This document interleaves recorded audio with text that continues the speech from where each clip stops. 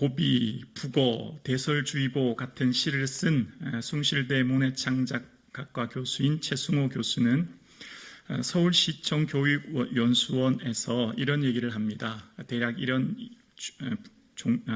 내용인데요. 자신의 시가 수능 모의고사로 출제가 되고 있더라는 겁니다. 그래서 이제 그 수능 모의고사를 직접 풀어봤대요. 이 작가의 의도는 무엇인가요? 이런 질문 같아요. 그래서 이제 그 답을 체크를 하고 답을 봤더니 답이 다르더란 겁니다. 자신이 작가인데 수능 문제를 출제한 사람들은 다른 의도를 묻고 있더라라고 얘기합니다. 여러분, 우리가 성경을 읽을 때 아주 중요하게 고려해야 될 점은 성경이 뭘 의도하는가를 생각해야 된다고 생각합니다. 설교자인 저 또한 설교를 할 때 그 표피에 드러나는 사건이 아니라 그 이면에 드러난 하나님의 뜻, 하나님이 과연 뭘 의도하시는가를 찾는 것이 굉장히 중요하다고 생각합니다. 그래야 그때 그 시대에 있었던 그 사건이 지금 여기 나의 삶으로 해석되어서 주의 말씀이 내 발의 등이 되며 나를 향한 하나님의 기대를 깨달아 알아 나의 삶이 주의 기쁨이 될 줄로 우리는 믿습니다. 이스라엘 백성들이 전쟁에서 패배했습니다. 뭘 의도하실까요? 당장 객관적인 사건으로만 보면 쉽게 이해되지 않는 패배이지요. 많은 사상자가 발생했고요. 그 패배로 인한 이스라엘의 고통이 얼마나 컸을까를 생각합니다. 그런 패배로 인해서 하나님께서는 7개월이라고 하는 시간 동안 언약궤가 블레셋에 있게 하셨고요. 그 7개월 동안 많은 사람들이 하나님이 어떤 분인가를 보시는 시간이 되었습니다. 언약궤를 통해 하나님의 손이 그들의 삶에 나타나게 되었고 그들이 다곤신 외에는 알지 못했던 여호와 하나님이 어떤 분인가를 그 궤를 통해 그의 손이 움직이는 것을 통해 보게 되는 계기가 되었지요. 그래서 이스라엘 백성들은 그 궤가 가는 곳마다 독한 종교로 많은 사상자가 발생하게 되었고 그래서 다시 그 궤를 어떻게 하면 다시 원래 있던 이스라엘로 돌려보낼까를 생각하면서 이스라엘 지도자들이 제사장과 점술사, 그러니까 점쟁이들에게 어떻게 할까라고 하면서 물었더니 그냥 돌려보내지 말고 그냥 돌려보는 것이 아니라 속건제를 드리고 금독종과 금지 형상을 만들어서 보내야 된다라고 이야기합니다. 속건제는 죄에 대한 배상인 거죠. 그래서 이제 아마 이 전형 독종이 쥐로부터 옮겼다고 생각했던 것 같아요. 그래서 쥐의 모양의 형상 그리고 자신들의 몸에 발했던 악한 독종의 형상을 본따서 금으로 만든 형상을 만들고 그리고 이제 돌려보낼 때 그냥 돌려보내는 것이 아니라 이제 새 수레를 만들어서 젖 먹이는 암소 둘에 실려서 보내기로 합니다. 아마 여기에 의도가 있었던 것 같아요. 젖을 먹이는 암소는 당연히 젖을 먹은 암소가 떠나보내면 그 새끼에게로 돌아오지 않겠습니까? 그런 의도를 숨겨놓고 하는 것 같아요. 그래서 이제 젖나는 소에게 이 하나님의 계와 금지, 금독종을 실어서 보내는데 이 암소가 곧장 베세메스, 이스라엘 영토로 곧장 가면 이것은 그의 손, 즉 하나님이 하신 것이고 그렇지 않으면 아마 다시 돌아오면 이건 우연히 이렇게 발생한 거다 이렇게 시험해 보기로 합니다. 아마 여기는 젖먹이 암소였기 때문에 송아지로 돌아올 것을 아마 기대하고 이런 시험을 한 것 같아요. 그런데 기대와 달리 암소들이 곧장 베세메스로 가게 됩니다. 누가 한 것이라고요? 하나님이 하셨다고 하는 것을 이제 블레셋 모든 사람들에게 보여주는 계기가 된 겁니다. 자, 그러면 여기서 우리의 의문이 생깁니다. 우연이 아니라고요? 하나님의 손이라고요? 그러면 그 패배도요? 전쟁이 난 패배와 그 어려움도 우연이 아니라는 것으로 해석될 수 있지 않습니까? 이것을 어떻게 우리가 받아들이고 해석하고 하나님이 뭘 의도하시는 걸까를 생각해 보려고 합니다. 사랑의 하나님께서 의도하시는 게 뭘까를 생각해 봅니다. 이스라엘 백성들의 삶 가운데 분명 이것은 하나님의 징계임에는 틀림이 없습니다. 그들이 하나님의 언약궤를 자신들의 전쟁에 이용했던 것은 분명한 잘못이었죠. 징계 또한 사랑의 다른 표현 아닙니까? 그런데 그것만이 아니라고 생각해요. 조금 더 본문 문맥을 오늘 본문뿐만 아니라 7장까지 전체를 좀 더 살펴보면 다른 하나님의 더 큰 의도가 담겨져 있다는 걸 알게 되는데요. 하나님의 이 패배의 사건은 죽어가는 이스라엘을 살리는 치유의 사건이었습니다. 하나님께서 이스라엘 백성들을 치료시키려고 하는 목적이 있었다는 걸 알게 돼요. 자, 무슨 말이냐면 언약궤가 다시금 이스라엘로 돌아가게 되고 그 언약궤가 돌아간 뒤 20년 후에 사무엘이 미스바로 모이라고 얘기한 후에 그 사무엘이 이스라엘 백성들에게 그런 말을 하죠. 7장 3절 후반절에 보면 이방 신들과 아스타롯을 너희 중에 제거하고 여호와께 돌아와라, 이런 표현을 하고 있습니다. 이게 무슨 말이죠? 지금 이스라엘 백성들은 아직까지 바알과 아스타롯 우상을 섬기고 있다라는 것을 얘기하고 있습니다. 그러니까 지금 아직까지 이스라엘 백성들은 하나님을 섬기지만 하지만 아직까지 그들의 삶에는 바알과 아스타롯을 섬기고 있다라고 하는 것을 깨닫게 되죠. 그래서 이 사건을 통해 다시금 이스라엘 백성들 속에 있는 거짓 신앙, 잘못된 신앙을 들춰 보여주시는 사건이 된 겁니다. 그들이 바르게 신앙생활하고 있다고 하는 그 신앙의 토대를 깨부시는 거죠. 그리고 그들에게 잘못된 것을 깨닫게 하시는 계기가 되는 거죠. 마치 암덩어리를 도려내듯이 그들에게 숨겨진 우상을 드러내 보임으로 대수술이 진행되고 있는 사건이었다는 걸 알게 돼요. 그리고 그들의 이 사건을 통해서 온전히 하나님께만 돌아옴으로 참된 하나님을 섬기는 계기가 되었다는 것을 알게 됩니다. 아멘이십니까? 네. 그러면서 조금 더 깊게 본문을 들여다볼게요. 자, 그러면 하나님의 선한 의도로 이런 것을 통해 이스라엘 백성들을 살리기 위한 계기였다라고 하는 것을 알게 되고 그 다음 단계로 넘어가 보겠습니다. 지금 4장부터 계속 진행되는 7장까지의 주제는 여호와의 궤거든요. 사무엘 상하의 이야기는 사무엘, 사울, 다윗 중심으로 이야기가 흘러갑니다. 그런데 유일하게 사람이 아닌 언약궤를 중심으로 흘러간 것이 4장부터 7장까지의 내용이에요. 그리고 그 언약궤를 통해서 하나님이 어떤 분인가를 블레셋 땅에 보여주시고 하나님의 능력과 권능을 보여주시는 사건이 오늘 본문의 사건이라는 거죠. 자, 그렇다면 언약궤는 무엇인가라는 겁니다. 언약궤는 히브리어 아론이라고 해요. 이 아론이라는 히브리어 단어는 구약에 3가지 용례로 쓰입니다. 3가지 단어로 이 아론이 사용돼요. 먼저 첫 번째는 이 아론이라는 단어는 죽은 사람의 시체를 담는 관, 이 관이 아론이었어요. 언제 쓰이냐면 창세기 50장 26절에 보면 이런 내용이 나오거든요. 요셉이 110세의 죽음에 그들이 그의 몸에 향재료를 넣고 애굽에서 입간하였더라. 여기 입간이라는 단어가 아론이라는 뜻입니다. 바로 죽은 사람의 시체를 넣는 관이었던 거죠. 그러니까 아론은 죽은 사람의 시체를 보관하는 나무 궤, 나무 상자, 그런 의미가 담겨져 있다는 거고요. 두 번째, 이 아론이 쓰인 용례는 역대하 24장 10절에도 나오는데요.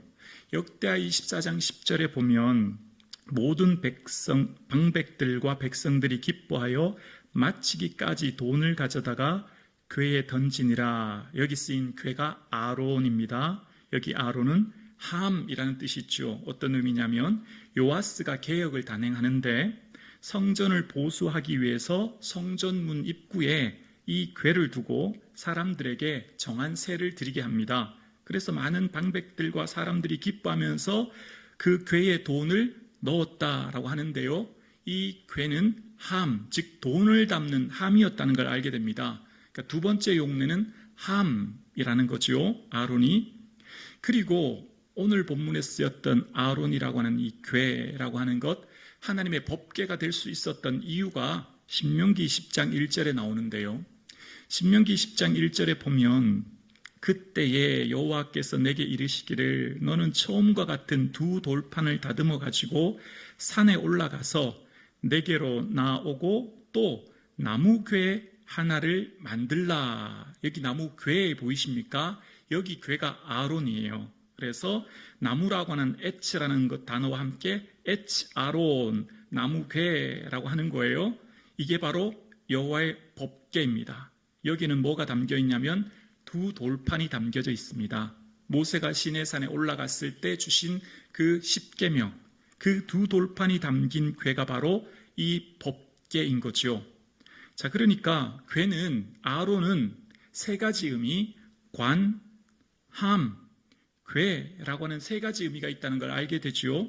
사람의 시체를 담으면 관이 되고, 거기에 돈을 담으면 함이 되고, 거기에 말씀이 담기면 궤가 된다는 겁니다.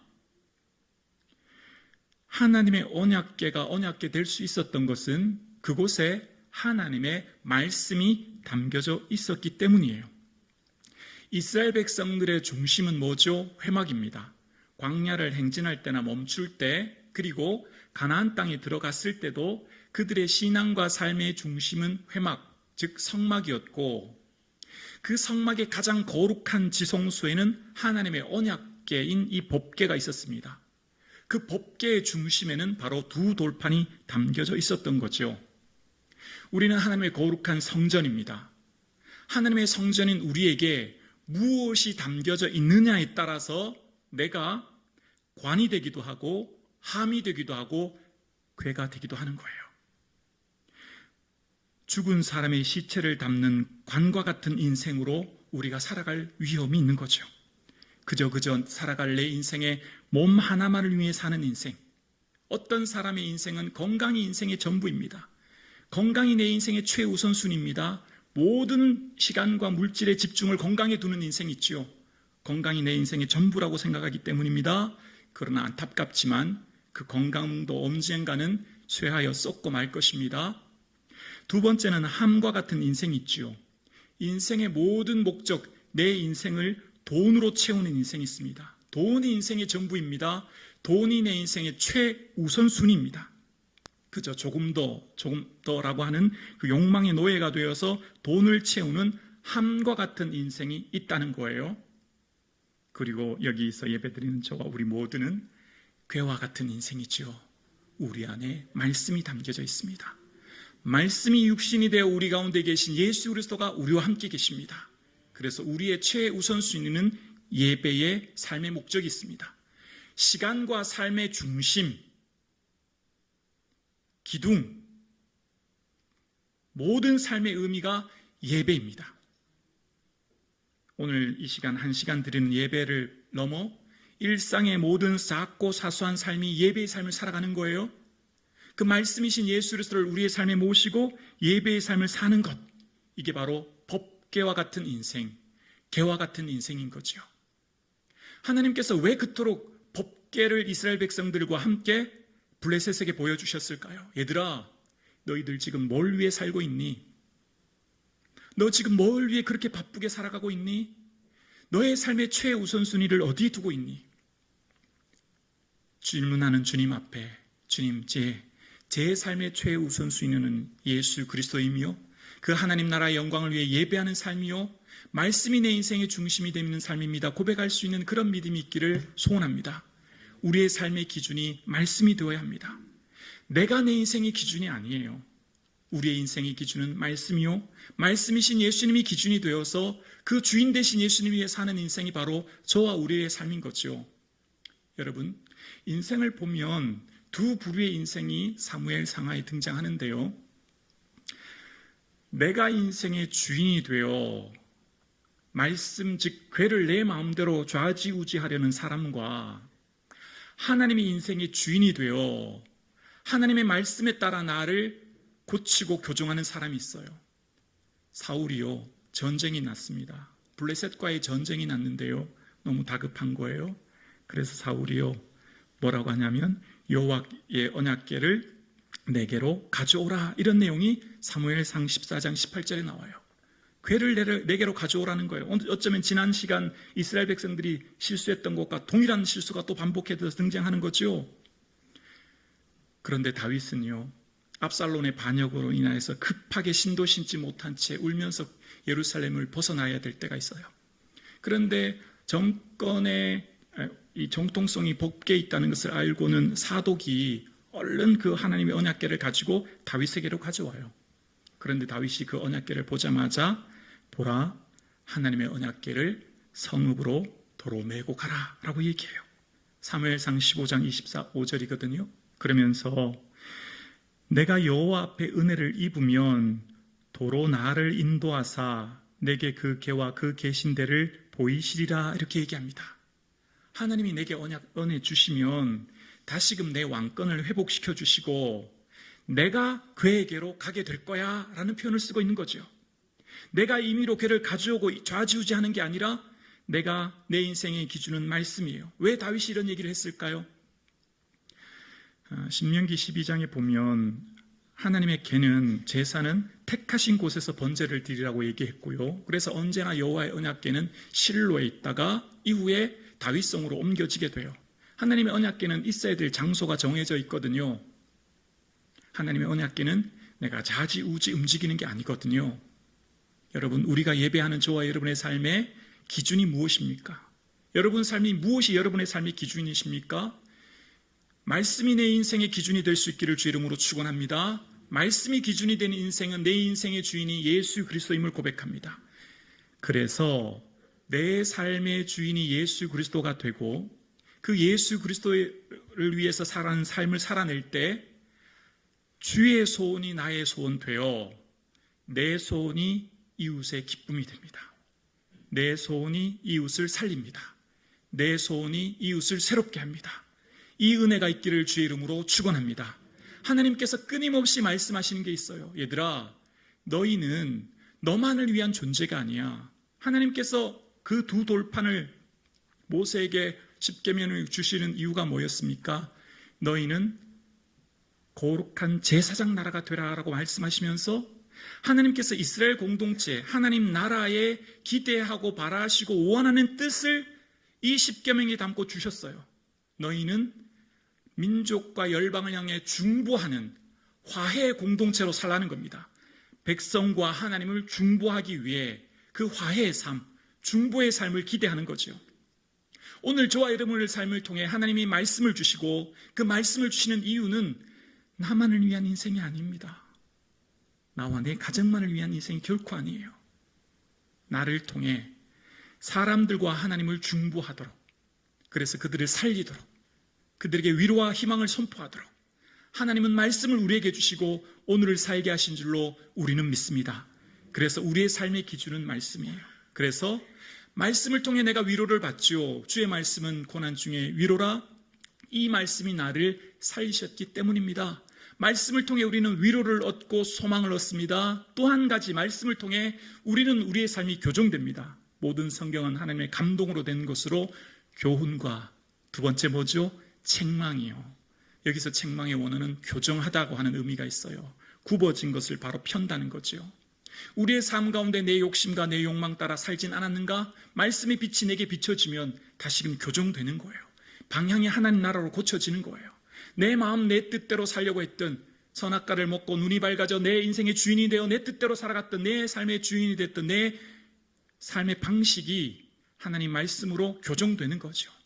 그래서 주님이 원하시는 뜻대로 인생의 방향이 새롭게 고쳐지는 겁니다. 오늘 함께 예배드리시는 사랑하는 성도님, 우리의 삶의 중심이, 기준이 말씀이 되고 그 말씀이신 예수 그리스도를 내 삶의 모심으로 내 삶의 최우선순위가 예배가 되는 은혜가 있기를 주의 이름으로 축원합니다. 그 예배의 삶이 일상에서의 삶의 사소한 작은 모든 삶에서 드러나므로 나의 작은 눈빛과 행동, 말투, 직장과 학교의 모든 사소한 일상의 소망과 위로가 드러나는 그 은혜가 저와 여러분의 삶 가운데 있기를 주님의 이름으로 축원합니다.